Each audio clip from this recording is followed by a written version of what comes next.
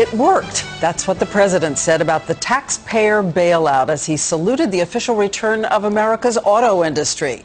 The three big companies all in profit for the first time in 6 years. In fact, they're hiring. Chrysler just announced 900 new jobs. So is bailout still a four-letter word, or did taxpayers get their money's worth? John Carl asked that question today. In Motown, a victory lap for the president. Hello, Detroit!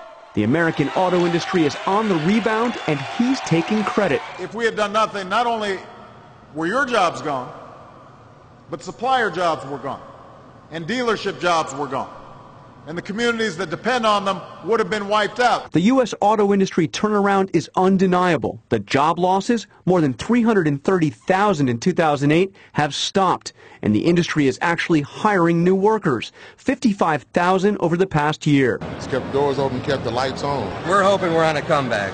The president mocked Republicans who loudly opposed the bailout and predicted it would not work. They don't like admitting when I do the right thing. But they might have had to admit it. And I want all of you to know I will bet on the American worker any day of the week.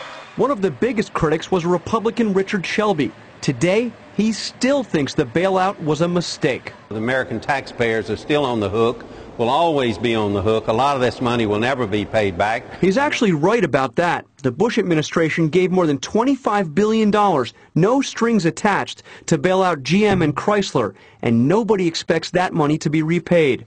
But they have already started repaying some of the $60 billion from the Obama administration's bailout. And the Treasury Department says taxpayers will get back every penny of that money eventually. At the GM plant today, the president took a little drive in a soon-to-be-released $41,000 Chevy Volt. And why not? He is, after all, the company's largest shareholder. Bailout is a dirty word these days, but this is one bailout the White House makes no apologies for. In fact, next week, the president will visit yet another auto plant and, Diane, take credit for more jobs, he says, that have been saved. Thank you, John.